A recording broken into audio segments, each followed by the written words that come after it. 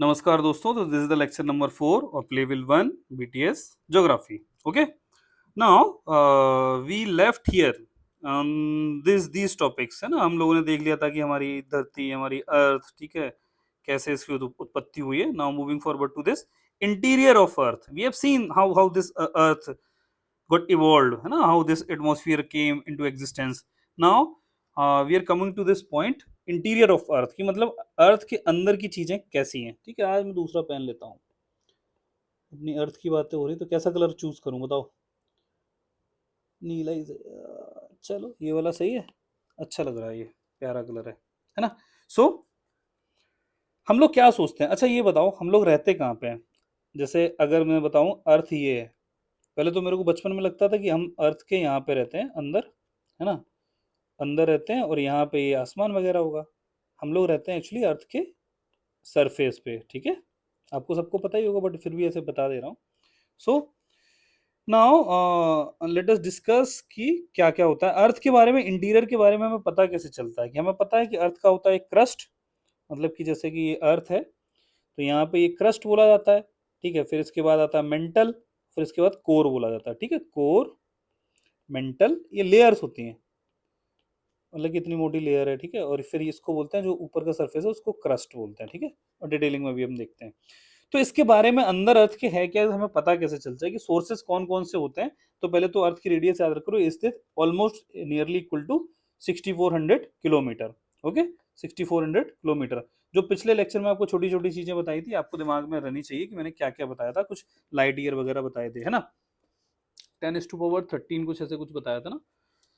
No one can reach the centre of earth, सही बात है. एंड कैन ऑब्जर्व की कलेक्ट सैंपल कर लो जाके, नहीं. तो हमें कुछ ना कुछ तो चीजें से पता लगाना पड़ेगा अर्थ के अंदर है क्या. तो कुछ रिसोर्सेज बोले जाते हैं कि first is so called direct resources. Direct resources वो होता है जिनको एक्चुअली ऐसे देखा जाए कि जो हमें they are most easily available solid earth material in surface rock और रॉक्स. कहने का मतलब ऐसा समझो उन चीजों को हम टच कर सकते हैं, टच कर सकते हैं, और लेकिन वो ऐसी चीजें जो अर्थ के अंदर से ही डायरेक्टली आई हैं. ऐसे सोचा करो मन में, है ना. तो you must think that the things we can touch them और they have directly come from earth interior. Okay, जैसे कि गोल्ड माइंस करके ना रॉक्स वगैरह जो निकलती है ना, they are coming directly from the earth interior ना. बिल्कुल अंदर से तो नहीं आ रही but still they can give a little information about the earth interior. Correct. तो हम जो डीपर प्रोजेक्ट जो करते हैं ना, पेनिट्रेट करते हैं अर्थ को, जैसे कि डीप ओशियन ड्रिलिंग प्रोजेक्ट तो है ना, इन सब से निकाल के जो अर्थ की रॉक्स निकलती है, एक तो वो हो गई. तो याद रखना डायरेक्ट रिसोर्सेज में कौन कौन सा रहा है. सिमिलरली जो वोल्कानिक इरप्शन हो रहे हैं वो भी तो एक तरीके से डायरेक्ट इन्फॉर्मेशन दे रहा है ना, कि वहां से जैसे ये वोल्कानो है, यहाँ से निकल के आया कंटेंट, जमीन से तो निकल के आ रहा था, ये वोल्कानो है, यहाँ से निकल के बाहर गिरा के पत्थर हमने देखा, ये तो अर्थ के अंदर से निकला है ना. तो वो भी तो एक तरीके से ना. तो as when the molten material magma is thrown out of surface of earth, मतलब कि जो बाहर गिरता है. देखो मैग्मा और lava, there are two words, magma and lava. Magma वो होता है कि जो जमीन के अंदर है, तो ये बाहर आया, बाहर आके यहाँ निकल गया, तो इसको बोलते हैं लावा. बाहर आ गया तो लावा है, अंदर है तो मैग्मा. ठीक है, मॉल्टन रूप में है जो. अब इनडायरेक्ट सोर्सेस क्या होता है जिनको हम टच नहीं कर सकते और डायरेक्टली वो अंदर से नहीं आ रहे हैं अर्थ के. ठीक है, तो उनसे हमें इनडायरेक्टली इंफॉर्मेशन मिलती है. कैसे, जैसे कि क्या है, मीटियोर्स हैं. मीटियोर्स में समझते हो जो हमने एस्टेरॉइड जैसी चीजें थी ना, मीटियोर्स वही होते हैं जो जो अंतरिक्ष में, जो ब्रह्मांड में, जो स्पेस में द रोटेटिंग और जो मूविंग ऑब्जेक्ट्स होते हैं उनको मीटियोर्स बोलते हैं. ठीक है, वो अर्थ पे गिरते हैं आके, तो अब उनसे तो अर्थ के अंदर से तो नहीं आ रहे, तो that is why they are termed as indirect sources. ठीक है, तो वो अंदर से नहीं आ रहे, तो इसीलिए जैसे मीटियोर वगैरह है ना, तो they are not coming from interior of earth. लेकिन क्या है कि जो जैसे अर्थ जब जिस टाइम पे बनी थी उसी टाइम पे ये सब मीटियोर वगैरह भी बने होंगे, है ना. तो कहीं ना कहीं लगभग थोड़ी तो हमें जानकारी मिल जाएगी अर्थ के अंदर भी ऐसी कुछ चीजें होंगी, है ना. तो दे देखो रेड से है, कुछ ना कुछ important, they are solid bodies developed out of material same as similar to our planet. तो इसीलिए हमें वहां से भी इंफॉर्मेशन मिल जाती है, but it is indirect resource, है ना. और इनडायरेक्ट रिसोर्स क्या क्या हो सकते हैं, इंक्लूड करते हैं, जैसे कि क्या है, ग्रेविटेशन. जो ग्रेविटेशन है वो, magnetic field of earth, seismic activity means earthquake वगैरह, है ना, ये सब वही चीजें हैं. तो इन सब से भी हमें पता चलता है ग्रेविटेशन फोर्स जो होता है जी, जो अर्थ अर्थ का जो ग्रेविटेशन फोर्स है. तो ये देखो रेड से है तो मतलब कुछ ना कुछ इंपॉर्टेंट है. जस्ट रिमेंबर दिस थिंग कि जो gravitation force is not same at different latitudes on the surface. Latitude क्या होता है पता है, देखो क्या होता है अर्थ का ग्रेविटेशन फोर्स क्या होता है, this is our earth, correct. Earth का सेंटर होता है, जैसे अगर आप कोई एप्पल को यहां से अगर आप खड़े हो, एप्पल को फेंकते हो तो एप्पल नीचे गिरता है, तो वही तो बोलता था कि साइंटिस्ट ने बोला था कि हाँ इसी को ग्रेविटेशन पुल कहते हैं। तो अर्थ ना हर चीज को अपने सेंटर की तरफ खींचती है, ठीक है। तो ये अर्थ की ग्रेविटी है, जैसे स्पेस में जाता हो तो क्यों नहीं खींच रहा है, तो वहां पे ग्रेविटी नहीं है ना, ठीक है। तो ये इसी को ग्रेविटेशनल पुल कहते हैं। तो लेकिन ये क्या है, ये अर्थ पे सारी जगह सेम नहीं है ना। अर्थ की एक्चुअली शेप क्या है, खरबूजा टाइप का ऐसे कुछ याद रखा, वैसे तो जियोइड शेप होती है, ऐसे याद रखो, दिस इज अर्थ है ना। ये क्या है पोल्स, और this is 0 degree latitude mean equator, आपको पता है, ठीक है। तो ये बोला जाता है कि सारे जो लैटिट्यूड हैं, ये लैटिट्यूड्स हैं, इन पे ना अर्थ इक्वली नहीं खींचती है। तो जो ज्यादा पास होगा उसको ज्यादा ज्यादा खींचेगी ना, ये तो दूर है, इक्वेटर पे दूर है तो उसको कम खींचेगी, है ना, क्योंकि दूर है, ज्यादा अट्रैक्शन कम होगा, है ना। लॉन्ग डिस्टेंस रिलेशनशिप हो गई ना, ये जितने ज्यादा दूर हो गए तो उतना तो भाई भाई अट्रैक्शन कम ही हो रहा है ना, धीरे धीरे, समझ रहे हो ना। तो याद रखना है यार ये सब चीजें, कि ये बस इससे एलडीआर से याद रखना, ठीक है, लॉन्ग डिस्टेंस रिलेशनशिप से याद रखना, भूलोगे नहीं, वरना लोग कंफ्यूजन हो जाता है, कंफ्यूजन आ जाता है, ठीक है। तो मैं क्या बोल रहा था, कहाँ गए यार, दिमाग देखो डिस्टर्ब हो गया ना, कुछ चीज मैं भूल गया, मैं कहाँ था, ये बात कहाँ से आ गई थी, हाँ यहाँ से, कि the gravitation force is not same at different latitude on the surface, ठीक है। Why, it is greater near, देखो रेड से इंपॉर्टेंट है, it is greater near the poles and less at the equator, this is because the distance from the centre at the equator being greater than that of poles. Equator की distance ज्यादा है, poles पे कम है, इसीलिए poles को ज्यादा attract कर रहा है। यहाँ पे इक्वेटर पे जीरो है, तो जीरो मीन जीरो अट्रैक्शन, ऐसे कुछ याद रख लो, एलडीआर करके, जो भी आपको याद रखना, ठीक है, दिस इज इंपॉर्टेंट, ठीक है। क्वेश्चन ऐसे ही आया असर्शन रीजन में, देखो क्वेश्चन आप मेरे को बना के दिखाओ, मेरे को तो चमक गया यहाँ से। असर्शन में एक स्टेटमेंट डालूंगा, हाँ क्या डालूंगा मैं, स्टेटमेंट यहाँ पे डालना है ना, कि the gravitation force of earth is not same at all the latitudes because reason में डालूंगा it is greater near the poles और लेस एट इक्वेटर, बिकॉज ये वाली डिस्टेंस वाला पॉइंट डाल दूंगा, ठीक है। तो वही बताना पड़ेगा कि हाँ ऐसा रीजन में क्या सही है क्या गलत है, ठीक है। चलो, तो ये जो ग्रेविटी अलग अलग है, इसको ग्रेविटी एनामोली बोलते हैं। आपने एक वर्ड सुना होगा, अगर आप करंट अफेयर से अपडेटेड रहते हो या नहीं, काराकोरम एनामोली। काराकोरम एनामोली मतलब देखना, जाके इसको गूगल कर लेना, एक ऐसी रैंडम डाउट आ गया तो दिमाग में आ गया थिंक, सर्च करना कि कैसे कैसे वहां पे आइस कैप से रिलेटेड कुछ चीजें। अब चलो अर्थक्वेक के बारे में देखते हैं, ये थोड़ा कठिन टॉपिक है, ठीक है। एक आपको देखो क्वेश्चन आया था 23 में, ठीक है, पी वेव और एस वेव से क्वेश्चन आया था, है ना। ये मैं आपको बता रहा हूं कि मैं आई श्योर कि मैंने बहुत जल्दी इसको, मे बी 10 सेकेंड्स वगैरह ऐसे कुछ ना, ये क्वेश्चन हो गया था, लेकिन मैं आगे कम से कम 6 लोगों से डिस्कस किया था, I discuss that question, every person mark that wrong, because वही छोटी छोटी सी कंसेप्ट पे आप ध्यान नहीं देते हो, है ना। चलो अर्थ का क्वेश्चन एस वे पी वेव से था, अगर आप देखना जाके 23 में आया था। चलो मैं बताता हूँ, सीज्मिक वेव्स मतलब अर्थ वेव्स को कैसे कैसे होता है, ये अर्थक्वेक आता क्या है, in simple words, shaking of earth, it is a natural event, it is caused due to release of energy which generates wave that travel in all directions। मतलब कि जैसे कि अर्थ है, जैसे सपोज ये अर्थ है, अर्थ जैसे ऐसे कुछ ना कुछ ऐसे ही सब चीजों से ऐसे मिलके बना है, ये रॉक्स है, मान लो ये रॉक्स आपस में ऐसे फंसी हैं, लॉक्ड हैं, ऐसे करके लॉक्ड टाइप की हैं।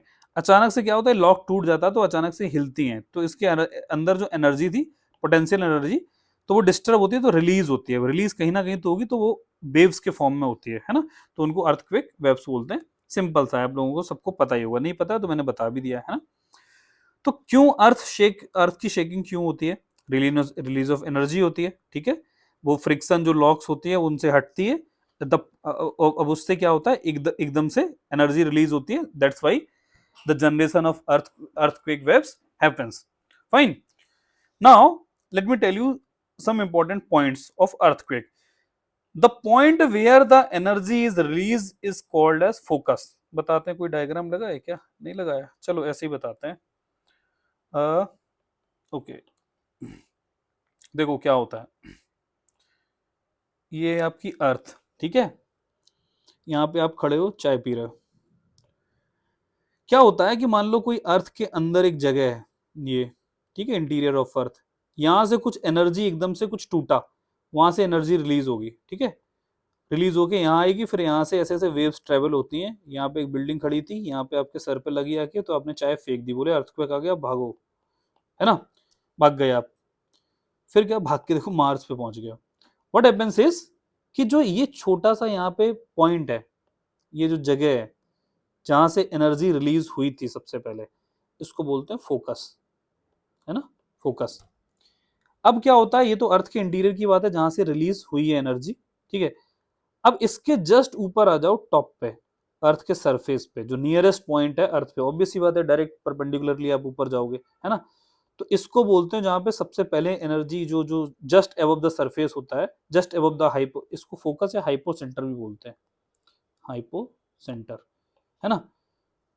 तो ये जो पॉइंट होता है just above the hypocentre या just above the focus, but on the surface of earth, it is so called epicentre, epicentre of earthquake. Epi का देखो अंग्रेजी में अगर आपको पता है, if you know this thing, epi is a root, है ना।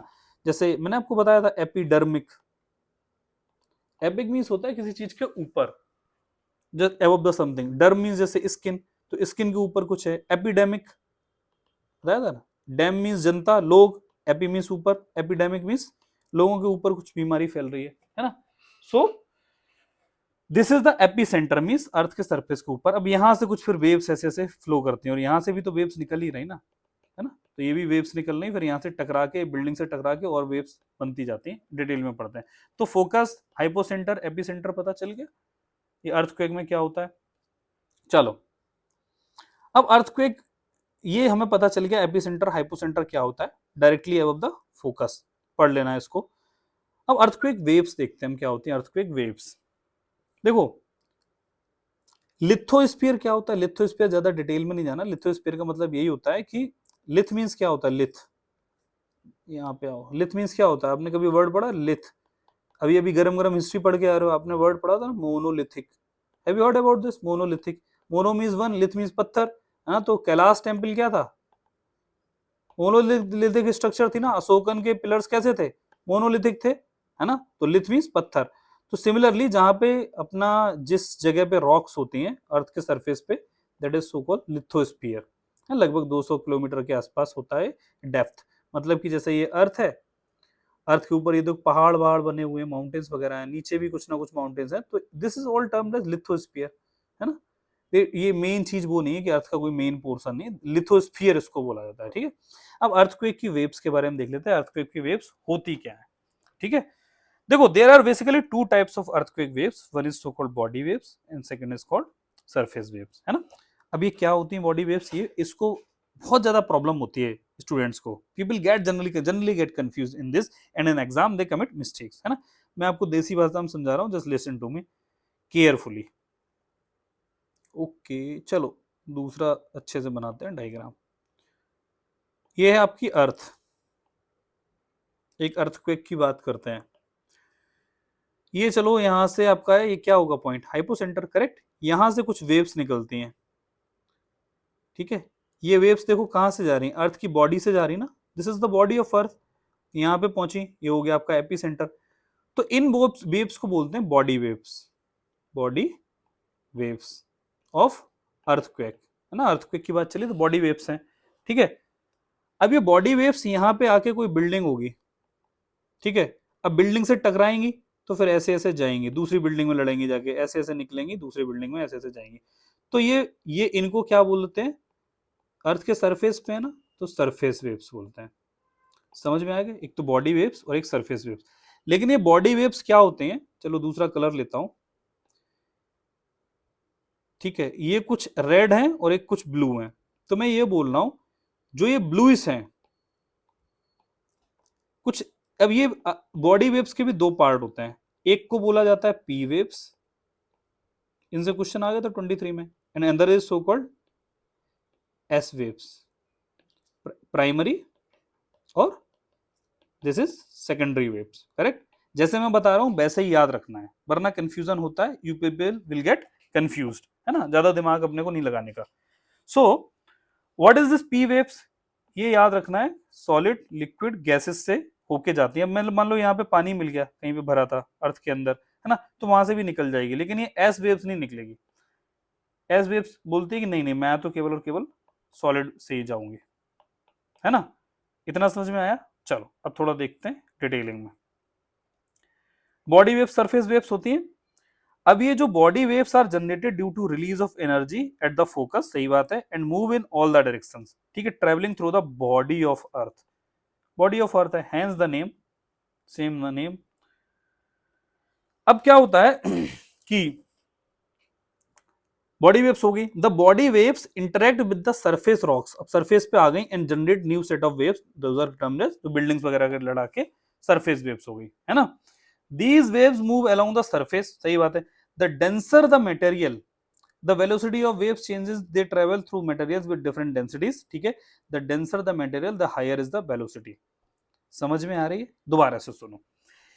ये जो बॉडी वेव्स होती हैं ये करती हैं सरफेस वेव्स को नया जनरेशन की टकरा के, तो फिर जो दूसरी जो वेव्स होती हैं अगर किसी भी मटेरियल में जा रहे हैं तो हायर द डेंसिटी, बस इतना रट लो, उसमें बहुत ज्यादा तेज जाएंगे, हायर द वेलोसिटी। समझ में आ गया। चलो ऐसे समझ लो आप, सपोज आप ये खड़े हो, है ना, छोड़ दो इसको, ना समझो, अब कंफ्यूजन हो जाओगे, रट लो, ठीक है, ज्यादा फिजिक्स में नहीं जाने का, है ना। तो बस इतना याद रखो, अर्थक्वेक वेव्स जिस मटेरियल की डेंसिटी ज्यादा होगी उसमें ज्यादा तेज दौड़ेंगी, ठीक है, क्लियर है।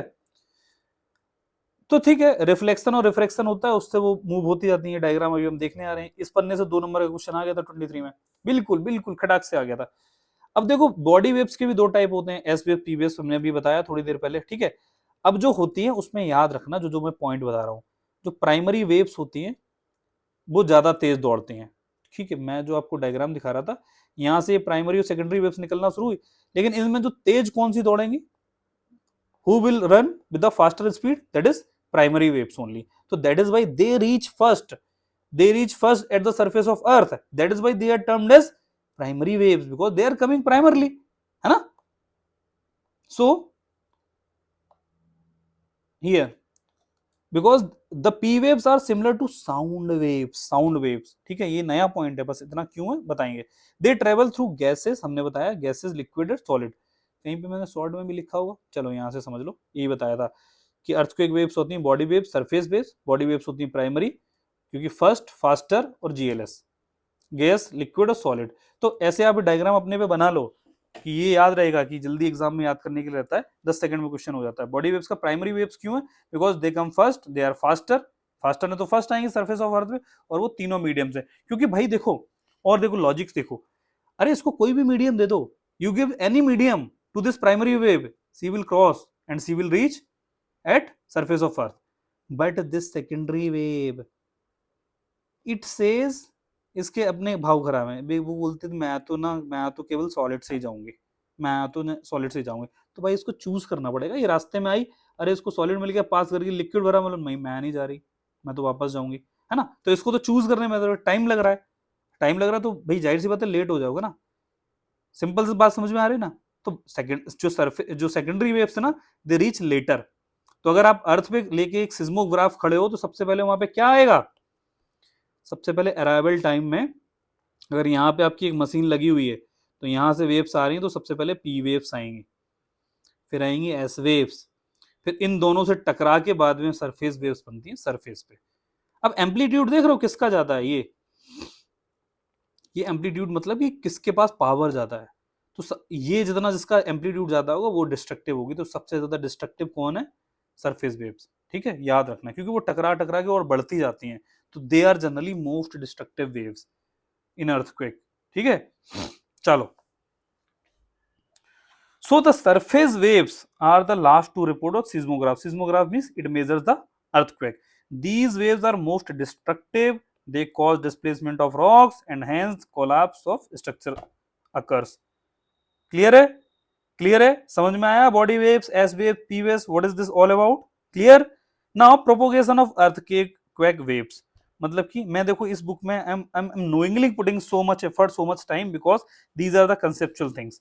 It is not about that history कि मींस रट्टा मारो योजना. No, it is not like that. आपको समझना पड़ेगा. You will have to put attention over here, वरना एग्जाम में वो 2 नंबर इजीली नहीं मिलेगा, वो आपको फंसाएगा. Examiner will definitely trap you. Now propagation means movement, कैसे वो आगे बढ़ती हैं वेव्स. ये तो हमने देख लिया. Earthquake waves, body waves, primary, secondary. ठीक है. Move inside the body, gas, liquid, solid, ये वाली प्राइमरी. सेकेंडरी वेव्स नहीं जाती हैं, है ना. अब इनसे टूट के बनती है सरफेस वेव जनरेटेड आफ्टर. ठीक है, ये हम देख चुके हैं. देखो मैं आपको अभी एक डायग्राम दिखाऊंगा. प्रोपोगेशन ऑफ अर्थक्वेक वेव्स कैसा होता है. पी वेव्स जो होती हैं वो वाइब्रेट करती हैं. देखो वेव्स का मतलब क्या होता है. वेव्स का मूवमेंट, एक पेपर दो यार, एक पेपर एक्स्ट्रा एक्सप्लेन करना पड़ता है. वेव्स क्या होती हैं. एक तो वेव्स ऐसे ऐसे जाती है ना, ये तो ऐसे जा रही है. अगर वेव ऐसे चल रही तो देखो वेव्स का मूवमेंट कैसा है, ऊपर नीचे, है ना. वेव्स का प्रोपोगेशन डायरेक्शन तो एक ऐसे भी हो सकती है, फ्लैट चल रही है, धरती में लेटी हुई है, सांप जैसे चल रहा है ना.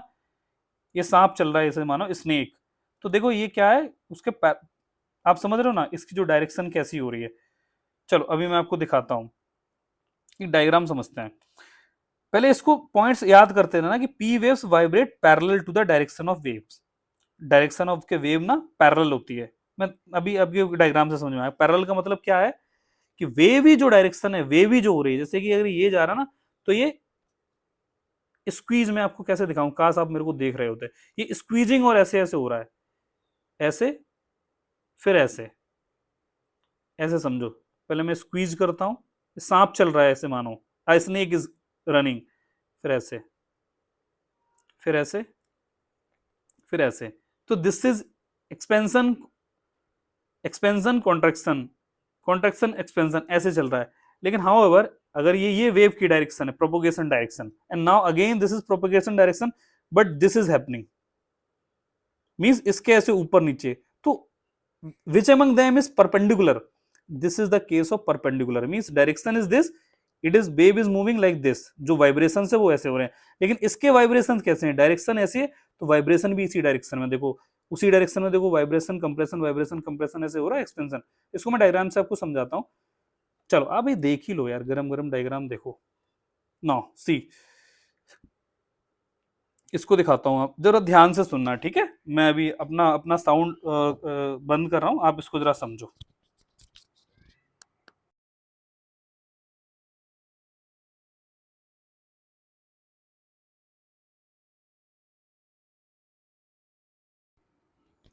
जस्ट अ मिनट, मैं आपको दिखाता हूँ. मेरी आवाज आ रही होगी शायद, मैंने भी बंद कर दिया था.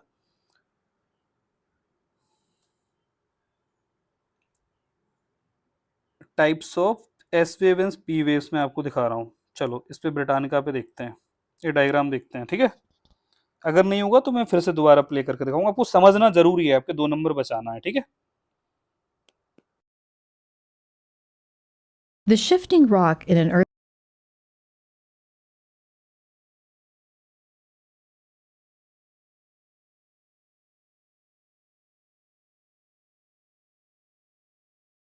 The shifting rock in an earthquake causes vibrations called seismic waves that travel within Earth or along its surface. Scientists use an instrument called a seismograph to record data about seismic waves. This yields information that can help scientists learn not only about earthquake behavior, but also about the structure of Earth itself. There are 2 broad classes of seismic waves: body waves and surface waves. Body waves travel within the body of Earth. They include P, or primary waves, and S, or secondary waves.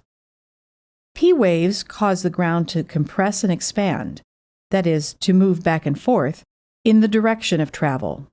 They are called primary waves because they are the first type of wave to arrive at seismic recording stations. P waves can travel through solids, liquids, and even gases. S waves shake the ground in a shearing or crosswise motion that is perpendicular to the direction of travel. These are the shake waves that move the ground up and down or from side to side. S waves are called secondary waves because they always arrive after P waves at seismic recording stations.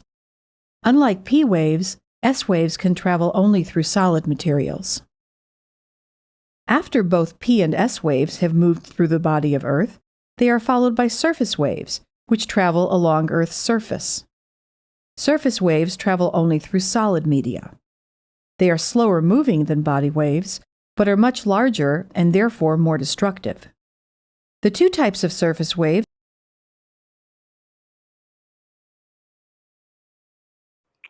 So you got the things correct, ठीक है। वो diagram अच्छा था, समझा में आ रहा था, Britannia ने जो समझाया।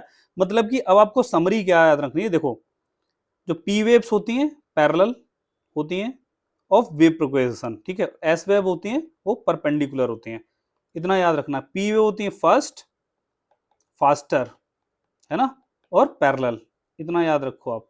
इससे क्वेश्चन हो गया था खटाक से, 10 सेकंड में हो गया था वो मेरा क्वेश्चन, है ना। और सरफेस वेव, सरफेस नहीं सेकेंडरी वेव्स ये होती हैं, ये लेटर आती हैं, ठीक है। बस इससे सब कुछ हो जाएगा। और फिर सरफेस, जो सरफेस वेव होते हैं वो तो बाद में होती है, but these have highest amplitude, highest amplitude, और ये मोस्ट डिस्ट्रक्टिव होती हैं, इससे ज्यादा लॉस होता है, ठीक है। मोस्ट डिस्ट्रक्टिव वेव्स समझा दिया आपको, क्लियर है। प्रोपोगेशन आपको समझ में आ गया, वाइब्रेशंस कैसे मूव करते हैं परपेंडिकुलर और ये, ठीक है। कंप्रेशन और एक्सपेंशन किस में होता है, पी वेव्स में।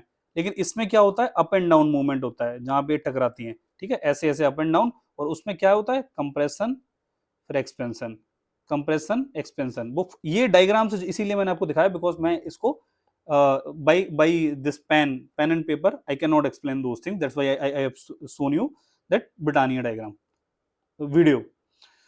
फाइन, नाउ अब शैडो जोन देखते हैं। शैडो जोन क्या होता है, शैडो मींस जहां पे वो चीजें आती नहीं है, ठीक है। ये surface waves are considered to be most damaging waves, ये हम आपको बता चुके हैं, ठीक है। और ये एस वेव्स में क्या होता है, जो अप एंड डाउन होता है उनको बोलते हैं ट्रॉस एंड क्रेस्ट, ठीक है। ये वर्टिकल प्लेन में चलती हैं। और पी वेव्स क्या होता है, स्ट्रेचिंग एंड स्क्वीजिंग करती हैं मटेरियल की। इंपॉर्टेंट है, अल्ट्रा महा प्रो मैक्स 2.0 सुपर इंपॉर्टेंट ये चीजें, है ना। You must remember all these things. अब हमें रिमेंबर रट्टा थोड़ा ना मारना है, we know this, we know the concepts. Now emergence of shadow zone, what is this shadow zone, मतलब कि ये जो स्पेसिफिक एरियाज में पहुंचती नहीं है, नॉट रिपोर्टेड, वहां पे शैडो जोन बोला जाता है। शैडो जोन के लिए क्या है, ये सब आपको नहीं पढ़ना है, जो मैं बता रहा हूँ बस उसको देख लो, वही यहाँ पे लिखा हुआ है ना। देखो डायग्राम समझो, ये मेंस में भी डायग्राम बनाया जाता है, अगर आपको बनाना हो। डायग्राम कहाँ गया, शैडो जोन। शैडो जोन क्या होता है कि कहाँ कहाँ पे पी वेव्स आती हैं, कहाँ कहाँ पे नहीं आती हैं। जो मैं बता रहा हूँ देखो, ये है, ये जैसे मान लो अर्थ का सेंटर है ना। अब यहाँ से तो ये पूरा 0 डिग्री है, फिर 0 डिग्री से 10, 40 या 90 डिग्री होगा, फिर ऐसे 180 डिग्री, फिर 270 डिग्री, और फिर घूम फिर के 360 डिग्री आ गए, है ना। तो this is so called shadow zone. And अब शैडो जोन हमें देखना है पी वेव और एस वेव्स का शैडो जोन होता क्या है, बस हमें वो समझना है, क्योंकि ये जनरली हो सकता है यूपीएससी में अगेन आ जाए। देखो आपको केवल इतना रटना है शैडो जोन में, वरना एग्जाम में तो क्लिक नहीं करता है, वरना आपको डायग्राम अब तो मैं अभी बनाने बोल दूं ना, बनता ही नहीं है डायग्राम, है ना। आपको देखो सिंपल सा याद रखना है कि पी वेव कहाँ कहाँ नहीं पहुंचती है अर्थ पे, एस वेव कहाँ कहाँ नहीं पहुंचती है, that is only shadow zone, है ना। एक बैंड है, there is a band 105 degree to 145 degree, ठीक है, from epicentre, suppose this is the epicentre, okay. वहां पे पी वेव्स नहीं पहुंचेंगी, बस नहीं पहुंचेंगी, ठीक है। And S waves don't reach on this 105 onwards degree, ठीक है, समझ रहे हो। बस आपको इतना रट्टा मार लो, अभी अभी 10 सेकंड आपको दे रहा हूं, just get it into your mind that P wave don't reach in this band and S wave don't reach in this space 105 onwards, 105 degree onwards, okay. Now see this, this is the epicenter, suppose this is there is a focus। अब ये 105 degree पहुंचना, ये तो 90 degree हो गया, ऐसे करके 105 degree ऐसे करके कुछ होगा, ठीक है, ठीक है। तो 105 डिग्री से 145, तो ये 145 यहां तक है, तो इस एरिया में ये पी वेव्स पहुंचती नहीं है, ठीक है, पी वेव्स नहीं पहुंचती है, ठीक। अब क्या है, ये हमें कहां की बात हो रही है, याद रखना ये अर्थ के सरफेस की बात हो रही है, ठीक है। अब क्या है, एस वेव का शैडो जोन देखूं तो 105 ऑनवर्ड्स, मतलब कि एस वेव का शैडो जोन दूंगा 105 के बाद तो फिर वो है ही नहीं, ठीक है। लेकिन इसका जो बैंड है 105 टू 1045 इसमें ये नहीं है पी वेव, तो मतलब कि इसमें दोनों तरफ देखोगे ना, मतलब कि यहाँ से इस साइड भी जाओगे 105, ठीक है, तो यहाँ पे ये पी वेव तो है नहीं, तो इसके अलावा सब जगह होगा।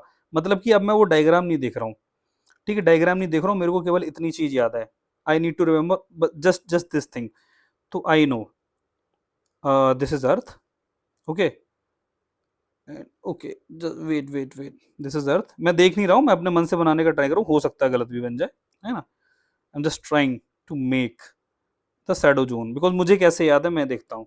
आई know for P wave, I know the shadow zone is 105, एक बैंड होता है 145 तक, ठीक है, तो दिस इज 0 डिग्री, तो suppose there is a 105 and there is a 145, again similarly here also, क्योंकि दूसरी डायरेक्शन में 105, क्योंकि एपी सेंटर से देख रहे हो ना इस दोनों तरफ, तो 145, करेक्ट। सो आई विल से इन दिस बैंड, ये कोर हो गया, चलो यहां से तो कोई लेना देना, हम सरफेस की बात करें, तो in this band P waves won't come, correct, बाकी सब जगह आएंगी पी वेव्स, तो मतलब कि ये मैं बोल दूंगा कि यहाँ पे पी वेव्स नहीं आएंगी, बात खत्म। तो मतलब कि 145 ऑनवर्ड्स तो आएंगी, तो ठीक है, यहाँ पे आएंगी, यहाँ पे आएंगी, यहाँ पे आएंगी, लो बन गया वो देखो पी वेव का शैडो जोन, है ना, क्लियर है। एस वेव का बनाना चाहो तो मुझे पता है, मैंने लिखा था 105 ऑनवर्ड, 105 लिखा था ना, 145 onwards, so I will say 105 is here, 105 is here, तो means up till here the S waves will come, ठीक है, ये तो कोर है, मतलब कि यहाँ पे इस रीजन में नहीं आएंगी, correct, is this correct diagram, let us check, okay this is correct. तो you need to remember only just this thing, हो गया बस, अब आप कुछ भी पढ़ो, मेरे को ये समझाना है ही नहीं आपको, आप पढ़ते रहो, ये सेम चीज है यहाँ पे लिखी हुई, ठीक है। टाइप्स ऑफ अर्थक्वेक्स देखते हैं, ये एक्चुअली मैं इसको स्किप करना चाह रहा हूं कि इसको शायद मैं आपको सेकंड लेक्चर में ज्यादा बताता, ठीक है, सेकंड लेक्चर में it would have been better, but चलो ठीक है, क्या कोई डायग्राम लगाया है मैंने, डायग्राम, ओके ओके, चलो अर्थक्वेक कुछ दिखा देते हैं आपको, अर्थक्वेक नहीं वोल्केनोस दिखा देते हैं। First of all there are a few things to understand, ये तो हो गया। अब मेजरमेंट ऑफ अर्थक्वेक देख लो क्या होता है, मेजरमेंट ऑफ अर्थक्वेक में again I am telling you a trick, ठीक है, there are two scales, there are two scales, first is so called Richter scale and second is so called Mercalli scale, ठीक है। अब Richter में rich आ रहा है ना, तो याद रखो रिच मैडम थी जिनके पास 10 रुपए था, rich madam, rich madam has 10 rupees, Richter magnitude scale is 10, so the magnitude is measured by Richter scale and the जो इसकी रेंज होती है it is 0 to 10, 10 is highest magnitude, correct. Similarly Mercalli measures intensity of, intensity is measured by the scale so called Mercalli scale और इसकी range होती है 1 से 12, और इसकी क्या होती है याद रखना 0 to 10, not 1 to 10, correct. Mercalli scale means intensity. What is difference between intensity and magnitude? Let me tell you. See, किस उसका जो एम्पलीट्यूड मैग्नीट्यूड वगैरह है ना, उससे जो जो ये सब आप समझते हो, इससे तो मैग्नीट्यूड समझ में आता है।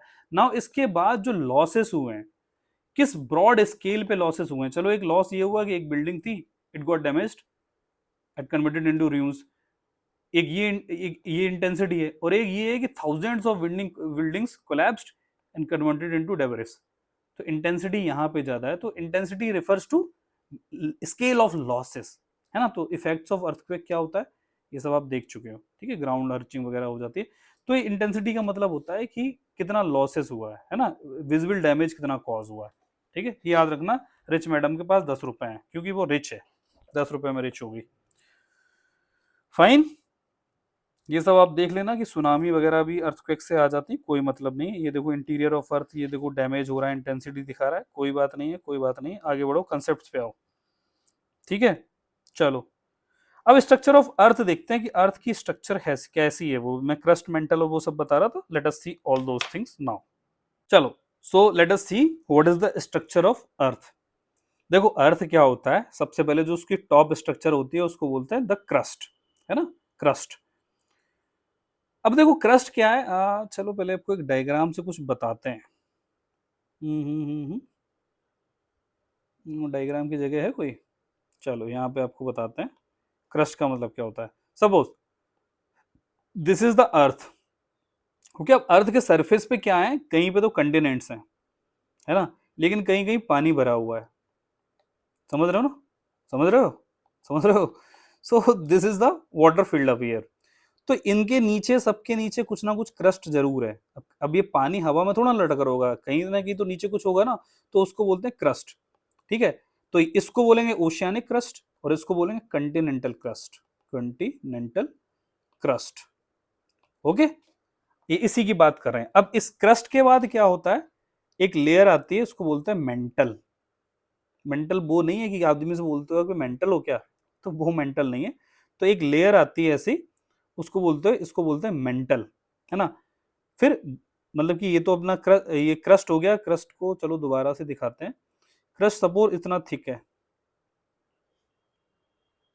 ठीक है। अब इसके बाद आएगा अपना, बीच में है तो कोर और उसके ऊपर है मेंटल। अब मेंटल के भी दो पार्ट होते हैं, अपर मेंटल और लोअर मेंटल, ठीक है। और ये जो होता है ये सॉलिड होता है, ठीक, चलो आपको डिटेलिंग में अभी दिखे ही जाएगा। तो कुल मिला के अपना ये समझो, this is the crust. Okay, this is the crust. ये पूरा जो है अपना है मेंटल, इतना मेंटल, इसको बोलोगे अपर मेंटल और उसको बोलोगे लोअर मेंटल। ठीक है, क्या होते हैं हम सुनते हैं। तीन चीजों के हमने देख लिया, और इसको बोलते हैं कोर, है ना, कोर ऑफ द अर्थ। अब आप पढ़ते हैं कि देखो उसके अर्थ का इंटीरियर में अंदर होता क्या है, स्ट्रक्चर ऑफ अर्थ है क्या। पहले तो क्रस्ट है जो सबसे टॉप पे है, तो it is the outer most solid part of the earth, it is brittle in nature, मतलब ये टूटता रहता है। ठीक है, the thickness of the crust varies, ठीक है भाई, कंटिनेंटल और ओशियन की थिकनेस अलग अलग होती है। Oceanic crust is thinner thinner thinner as compare to continental crust, मतलब कि इसमें तो पहाड़ वगैरह भी होते हैं, है ना, तो ज्यादा ब्रॉड होगी क्योंकि आधी जो चीज उसमें पानी ने घेर रखी होगी, ऐसे समझ लो बस। ठीक है, ज्यादा ज्योग्राफी में नहीं जाना कि आधी चीज तो यहाँ पे पानी भरा होगा, तो ये तो पतली होगी ना। कहाँ गया, कहाँ गया, कहाँ गया, है ना, तो ऐसे कुछ मान लो। सो एक तो यार मूवमेंट से खो जाता है ये सब, है ना। तो बस इतना याद रखो कि कंटिनेंटल क्रस्ट अपनी थिकर होती है, ओशियानिक क्रस्ट इज थिनर, है ना। क्या लेंथ है क्या नहीं, बहुत ज्यादा नहीं, 5 और 30 किलोमीटर की होती है। ठीक है, ज्यादा नहीं, जैसे हिमालयन रीजन में कंटिनेंटल बहुत ज्यादा है, 70 किलोमीटर तक थिकर है। ठीक है, हैवियर रॉक से बनी हुई होती है, उनकी डेंसिटी ज्यादा होती है कंटिनेंटल। तो ये यहाँ पे एक प्रोबेबल क्वेश्चन ये हो सकता है कि जो कंटिनेंटल जो क्रस्ट है ना, वो ज्यादा डेंसिटी उसकी है, ठीक है, लेकिन ओशियानिक क्रस्ट की मीन डेंसिटी, एवरेज डेंसिटी कम है, ये याद रखना। मेंटल क्या होता है, मेंटल जो हमने अभी देखा है सेकंड पोर्शन होता है। तो जो क्रस्ट होता है, क्रस्ट के बाद जो मेंटल शुरू होता है, ठीक है, तो जैसे ही शुरू होता है वहां पे जो डिसकंटिन्यूटी होती है उसको बोला जाता है मोहो डिसकंटिन्यूटी। अब इसको याद कैसे रखें, कभी कभी आपको याद आएगा कि सर मोहन डेंसिटी क्या होती है, कि मेंटल और क्रस्ट की बाउंड्री को बोलते हैं, क्रस्ट और मेंटल की बाउंड्री को बोलते हैं, या कोर और मेंटल की बाउंड्री को बोलते हैं, कंफ्यूजन आएगा। तो याद रखो, मोहो से mantle starts, Moho means M means mantle starts, Moho से मेंटल स्टार्ट्स, इतना याद रखो। ठीक है, चलो अब देखो एस्थेनोस्फीयर क्या होता है बताते हैं, समझो। ये सब यार बड़ा कंफ्यूजिंग चीजें हैं, बोरिंग चीजें हैं, बट आपको समझ में आ जाएगा। क्रस्ट, मेंटल, कोर, समझ में आ गया। ठीक है, लिथोस्फीयर तो वो जहां पहाड़ वगैरह होते हैं, ये सब छोड़ो, इसको नहीं मतलब है, इन सब चीजों से तीन से याद रखो। देखो क्या होता है, नीचे तो इतना कोर का पार्ट है, कोर का, उसके अंदर सबसे हैवी मेटल्स होते हैं, सॉलिड, फिर ये लिक्विड फॉर्म में मेटल्स होते हैं। ठीक है, तो ये तो कोर के दो टुकड़े हो गए। अब मेंटल के भी दो टुकड़े हैं, एक तो ये हो गया लोअर मेंटल और एक ये हो गया अपना अपर मेंटल। ठीक है, अपर मेंटल। ठीक है, अब अपर मेंटल में क्या होता है कि एक छोटी सी लेयर बनी जाती है एस्थेनोस्फीयर, क्योंकि मेंटल से मैग्मा निकलता है बाहर की तरफ। तो ये एस्थेनोस्फीयर का केवल पर्पस ये है कि जैसे अंडे का छिलका टाइप का होता है ना, तो बस इस चीज को तोड़ के ही मैग्मा बाहर निकलता है। That is the only purpose of describing this asthenosphere here, correct. और इसके अलावा फिर यहाँ पे आ जाएगा अपना क्रस्ट, ये क्रस्ट है जहाँ पे पहाड़ वगैरह है ना। तो लिथोस्फीयर को मतलब कि crust and upper most solid mental थोड़ा बोला जाता है, इससे ध्यान नहीं देना है। You just remember these things, मैं अगेन आपको समझा रहा हूं। डिबेट तो बहुत हो जाएगी इसको अगर गूगल करने चलो, तो जितना मैं बता रहा हूं उतना अपने काम का है। देखो ये हुआ आपका कोर की बात करते हैं। कोर दो टुकड़ों में बटी हुई है, ठीक है। नीचे वाला ये कोर है, कोर का मतलब होता है ये सेक्शनल है, अर्थ का सेक्शनल है। ये तो होगी आपकी सॉलिड और फिर ये लिक्विड, है ना। अब ये आपका मेंटल आएगा। मेंटल को मैं बताता हूं, चलो ये मेंटल है पूरा, ठीक है। यहां से मेंटल है, इतना बटा हुआ। अब मेंटल के दो टुकड़े हैं, लोअर मेंटल और अपर मेंटल। अब ये अपर मेंटल में क्या है कि थोड़ी सी लेयर है ऐसी कुछ बनी हुई, है ना। इसको बोला जाता है अस्थेनोस्फीयर, ठीक है। ये हो गया अपर मेंटल और ये लोअर मेंटल, ठीक है। अब यहां से जब लावा निकलता है, जो नीचे लावा होता है ना, मैग्मा एक्चुअली निकलता है, वो यहीं से निकलता है, फिर तोड़ के बाहर बाहर आता है, माउंटेन माउंटेन आता है, ठीक है। ये तो अपनी हो गई क्या, crust. Clear, getting my point, ठीक है। तो asthenosphere is the uppermost part of upper mantle. बस इतना याद रखो, भी ज्यादा डिटेल में यहाँ पे नहीं घुसना, यही खुद में पूरी डिटेल हो गई, ठीक है। और कौन सी ओशियानिक क्रस्ट सबसे कम होती है ना, and the Continental crust is wider और थिकर। चलो, अस्थेनोस्फीयर हमने आपको बता दिया। The material in the upper mantle portion is magma, हमें आपको पता है, ठीक है। बाहर जब आता है उसको लावा बोलते हैं। अब ये लावा निकल के वोल्केनोस बनाता है, उसको हम जरा देख लेते हैं।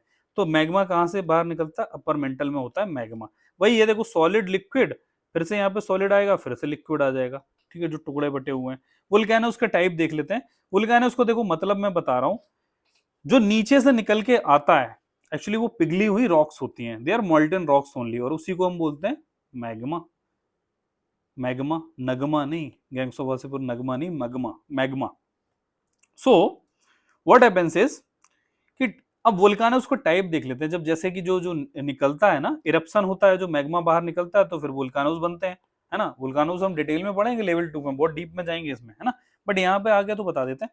वोल्केनोस को कुछ टाइप होते हैं, एक सील्ड वोल्केनो बोला जाता है, ये बिल्कुल घटिया फोटो है, आपको समझ में नहीं आएगी। दूसरा होता है सिंडर वोल्केनो होता है, लेकिन यहाँ पे उन्होंने दे नहीं रखा है, सील्ड वोल्केनो। और नीचे होगा कंपोजिट वोल्केनो, और एक होगा कार्डेरा वगैरह। चलो, मैं जो आपको बता रहा हूँ बस सुनो, यहाँ पे इसको ज्यादा पढ़ना नहीं है, जो मैं बता रहा हूँ उतना याद रखो। देखो क्या होता है कि ये है आपका मैग्मा, ठीक है, मैग्मा है। अब ये मैग्मा क्या करता है, यहां से निकलना शुरू होता है, पिघली हुई रॉक्स है, magma is nothing but molten rocks only, निकलती हैं। तो इस मैग्मा एक जो होता है, उसके भी दो टाइप होते हैं। मैं चलो यहाँ नहीं लिखा होगा बट मैं बता दे रहा हूँ। एक होता है बसाल्टिक, बसाल्टिक मैग्मा, ठीक है, यहाँ नहीं लिखा मिलेगा। और दूसरा होता है एंडिसिटिक मैग्मा, ठीक है। तो बस आप बसाल्टिक सुनो, अभी यहाँ पे केवल बसाल्टिक सुनो। ये बसाल्टिक क्या होता है, एक तरीके से ऐसे मानो, आपने हनी देखा है, हनी, हनी, और एक सुन लो आप वाटर। अगर इन दोनों को फैलाओगे तो विच इज मोर, जो ज्यादा जल्दी कौन फैलेगा, है ना, कौन कौन ज्यादा फ्लो करेगा जल्दी, वाटर। तो ऐसे ही समझो, वसाल्टिक मैग्मा क्या होता है कि निकलता है वो वाटर की तरह निकलता है, और एकदम से खटाक से ऐसे फैलने लगता है, ठीक है, बहुत जल्दी फैलने लगता है। तो फैलता है ना, तो ज्यादा दूर तक चला जाएगा। Had it been honey instead of water, तो फिर यहीं पर रुक जाता है ना। तो ये वाटर की तरह बहुत दूर तक फैलता चला था, तो डोम टाइप की काइंड ऑफ शेप बनाता, तो ज्यादा हाइट पे नहीं जाता है, निकला फैलता चला गया, निकला फैलता चला गया। मतलब कि ऐसे मानो, यहां से निकला, सपोज ये अर्थ है, यहां से निकला मैग्मा, ठीक है, यहां से फैलता चला गया ऐसे करके, तो दूर तक फैलता चला जाएगा, तो इसकी हाइट बहुत ज्यादा नहीं दिखती है। तो इस टाइप के वोल्कानो को बोलते हैं सील्ड वोल्कानो, सील्ड वोल्कानो, ठीक है, स्ट्रक्चर के बेस पे बनाते हैं, और फिर ये तो धुआं हुआ निकलता ही है। अगर यही मैग्मा ऐसा होता कि तुरंत के तुरंत वही जाम हो जाता, ठीक है, तो उससे क्या होता है, धीरे धीरे यही सील्ड वोल्केनो के ऊपर ना ये जमा होता जाता, तो यही ऐसे ऐसे करके जमा होके ना एक कोन टाइप का बना लेता है। तो इस वोल्केनो को बोलते हैं सिंडर कोन वोल्केनो, ठीक है। लावा जब जमा होता जाता है, फैलता नहीं है, तो फिर ये कोन टाइप का स्ट्रक्चर कर लेता है, तो इस कोन टाइप के स्ट्रक्चर को सिंडर टाइप बोलते हैं। और ये जो डोम टाइप होता है, मतलब ज्यादा हाइट नहीं पकड़ता है, उसको सील्ड वोल्केनो बोलते हैं। परेशान हो जाओगे अगर आपने ऊपर थोड़ा पढ़ा ना, इतना कॉम्प्लेक्स कर रखा है।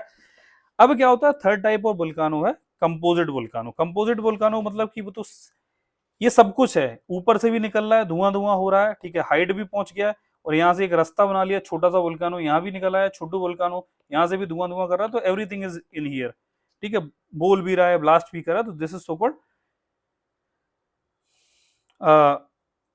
What is so called composite volcano. Lava volcano मतलब कि यहाँ पे लावा टाइप का ऐसा से निकलता ही रहता है परमानेंटली, बड़ा सा लावा, ठीक है, तो परमानेंटली निकलता रहता है, धुआं धुआं ज्यादा नहीं निकलता, ठीक है, ये पूरा लावा फैलता रहता है, ये ज्यादा डिटेल में नहीं देना, इतना अभी के लिए फिलहाल समझ लो, ठीक है।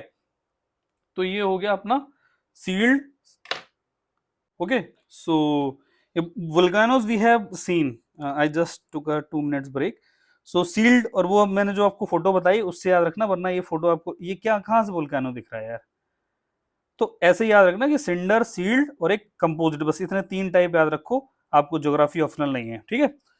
तो जो क्या होता है कि हमने जो बोला कि सिंडल टाइप का क्या होता है, सिंडल टाइप का होता है वसाल्टिक जो लावा होता है, दैट इज वेरी फ्लूइड, और उससे क्या होता है कि वो जल्दी फैल जाता है, ठीक है, और वो स्टीप नहीं बनाता है, धीरे धीरे जब स्टीप होता जाता है, जमा होकर, तो फिर एक कोन टाइप का ले लेता है, उससे पहले ऐसे करके था, है ना, तो इसको बोलते हैं सिंडर टाइप, ठीक है। सील्ड के बाद आता है सिंडर, मीन्स कोन टाइप का। फिर कंपोजिट हमने देख लिया, उसमें सब कुछ होता है, ये छोटी छोटी चीजें सब कुछ होता है, बीच बीच से भी निकल रहा होता है। अब क्या होता है, और कौन से वोल्कानो टाइप है, उससे पहले ये देखो, मिड ओशियानिक वोल्कानो होते हैं, रीज। मिड ओशियानिक रीज का मतलब होता है एमओआर। आप अटलांटिक में देखो ना, मिड मिड अटलांटिक रीज मिलेगी, मतलब ये क्या है, जैसे ओशियन है, ये ओशियन है ना, ओशियन के अंदर ये प्लेट्स हैं, अभी बाद में देखेंगे टेक्टोनिक प्लेट्स क्या होती है। तो ये जब ऐसे डाइवर्जेंट बाउंड्री हुई, मतलब कि जब ये अलग अलग हुई, एक प्लेट टूट के अलग हो रही है ना, इसके ऊपर ओशियन था, पानी भरा हुआ था, तो यहां से फिर मैग्मा वही निकलता है, मैग्मा बन के लावा होता है, तो फिर ऑब्वियसली बात है, ठंडा होगा, कूल डाउन हो जाएगा, कूल डाउन होगा तो फिर यहाँ पे ऐसे ऐसे फैलता जाएगा, फैलता जाएगा, तो इसको सोचो कि ऐसे लंबा कितना फैला होगा अगर ऐसे देखा जाए, है ना। तो ये रीज होती है, रीज, रिज, एमओआर, है ना। दीज वोल्कानेस अगर ओशियानिक, इसमें क्या लिखा मैंने भी नहीं पढ़ा, बट मैंने आपको ऐसे बताया कि फ्रीक्वेंट इरप्शन होते हैं, तो फिर ऐसे ही बाद में हम देख लेंगे, ठीक है। कंपोजिट वोल्कानो देख लिए। काल्डेरा क्या होता है, काल्डेरा बता देते हैं, देखो इस डायग्राम में बस समझो, इसमें क्या लिखा है ये आपको समझ में खुद नहीं आएगा कि ऐसा कंफ्यूज करा के लिखा है। काल्डरा एक्चुअली एक लेक टाइप के फॉर्मेशन होते हैं। वोल्केनो जो देखो हुआ, वोल्कानो हुआ, फिर देखो ऐसे ऐसे निकल के, और ये कंपोजिट वोल्कानो से हुआ और टूटता चला गया, चारों तरफ धुआं धुआं कर दिया, हजरात हजरात टाइप का सीन हो गया यहाँ पे ना, सब तरफ धुआं धुआं कर दिया। फिर देखो और टूटता चला गया, तो यहाँ पे इतना बड़ा क्रेटर टाइप का हो गया, गड्ढा हो गया। फिर बाद में जब ये सब वोल्कानो खत्म हो गया, तो इस गड्ढे में, क्रेटर में एक पानी, जब बरसा तो पानी भर गया, तो इसी को काल्डेरा लेक बोलते हैं, क्रेटर, इसको क्रेटर बोलते हैं, जो जो इसका माउथ इतना बड़ा हो जाता है, ठीक है। तो this is only caldera and caldera lake, ठीक है। चलो, ये जो कोलैप्स कर जाता है पूरा, ये सब कोलैप्स कर गया, तो उसको डिप्रेशन, डिप्रेशन मीन गड्ढा, है ना, और कोल्ड कॉल्डेरास, इतना समझना।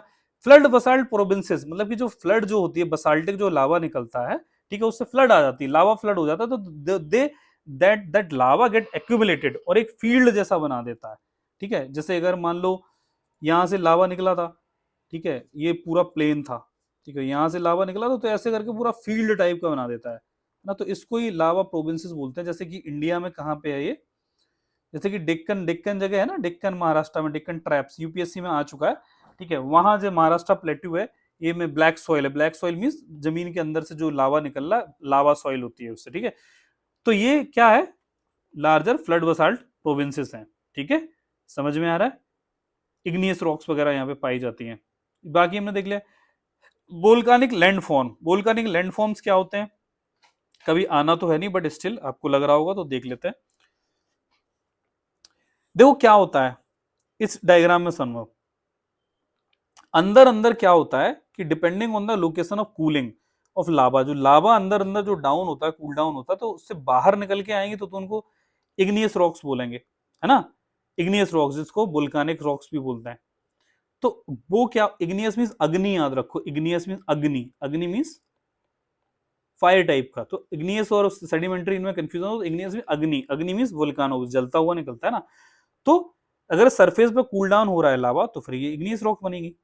अगर वो अंदर हो रहा है, क्रस्ट के अंदर, तो उनको बोलते हैं प्लूटोनिक रॉक्स, ठीक है, क्रस्ट में हो रहा है तो प्लूटोनिक रॉक्स बोलते हैं। ठीक है, तो उसके अंदर जो जमीन के अंदर ये सब चीजें हो रही है तो उनसे क्या जो फॉर्म बनते हैं वो इंट्रूसिव फॉर्म्स बनते हैं। ये सब मेंस का आप पढ़ रहे हो, कौन बोल रहा है प्रीलिम्स का पढ़ रहे हो आप? ठीक है, नाउ इस डायग्राम को देखो। अब ये देखो अंदर लावा भरा हुआ था, ऐसे निकलता है, तो जहां पे ये लावा जमा हुआ है ना, ये प्लेट्यू टाइप का अंदर है, इसको बाथोलिथ बोलते हैं। ऐसे उससे एक ऐसे निकल के वर्टिकली जाता है, फिर अंदर ऐसे डोम टाइप का बीच में बना लेता है, उसको लाकोलिथ बोलते हैं। यार मेरे को आज तक ये समझ में तो आ गया, लेकिन मेरे रटा नहीं जाता कुछ भी, है ना। फिर ये जो पाइप निकल के जा रहा है ऐसे, अगर ये हॉरिजॉन्टली थोड़ा स्प्रेड होता है तो इसको बोलते हैं सिल।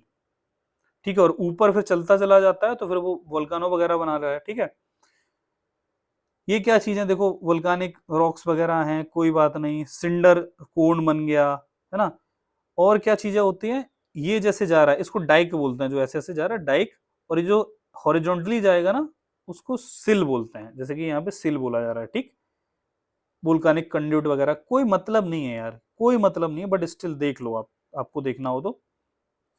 बाथोलिथ क्या होता है, वही जहां पे डीपर डेप्थ में जो जो क्रस्ट डेवलप हो जाती है, कूल डाउन होकर लार्ज डोम बनाते हैं, तो उसको बाथोलिथ बोलते हैं। बाथो मींस सबसे बेस लेवल पे हो गया। ठीक है, ग्रेनाइट बॉडीज होती है। लाकोलिथ क्या होता है, डोम शेप्ड इंट्रूसिव, इंट्रूसिव भी अंदर लेवल बेस में। 3-4 याद कर लेना, अगर मेंस में कभी आता है कि तो बस 2-3 नाम लाकोलिथ लापोलिथ ये लिख देना, जो भी होता है। डोम शेप्ड इंट्रूसिव बॉडीज हैं, लेवल बेस पे होते हैं। लाकोलिथ देखो जाके, लाकोलिथ कहाँ पे, देखो डोम शेप्ड ये हो गई। ठीक है, दो और हम देख लेते हैं।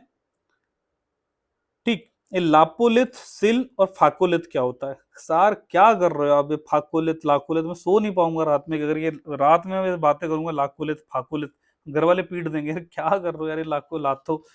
सो चलो, तो क्या होता है कि लावा जब मूव करता है, मूव इन हॉरिजॉन्टल डायरेक्शन, तो whenever it finds a weak weak path जो मिल जाता है, ठीक है, तो उसको बोला जाता है क्या, जैसे कि ये डायग्राम है ऐसे जा रहा है, तो हॉरिजॉन्टल जो हो गया उसको सिल बोलते हैं, वर्टिकल को डाइक बोलते हैं। बस इतना याद रखो, जो परपेंडिकुलर ही जाता है, 4 चीजें याद रखो, बस हो गया आपका। ठीक है, अब ज्यादा डिटेल में नहीं जाना, पागल हो जाओगे, मेन चीजों की जगह आपके दिमाग से निकल जाएगी। तो this is all about these 2 lectures, है ना। ये देखो क्वेश्चंस आप अटैक कर सकते हो, आपको समझ में आ रहा होगा। ठीक है, अगला आते हैं, अब देखो सारे कंसेप्चुअल आएंगी चीजें, इनको दिमाग में आपको पढ़ना ही है, इनसे आपको मैंने बोला है 8 नंबर प्रीलिम्स में लेगा, और पीसीएस ईसीएस में 10-12 क्वेश्चन मिल जाते हैं इन सब चीजों से। ठीक है, सो फोकस हियर। ठीक है, मिलते हैं अगले लेक्चर में। Thank you so much. आपको कोई तकलीफ हो, कोई फीडबैक देना हो, you can simply give me on my Telegram ID. Thank you so much for listening to me, have a good day.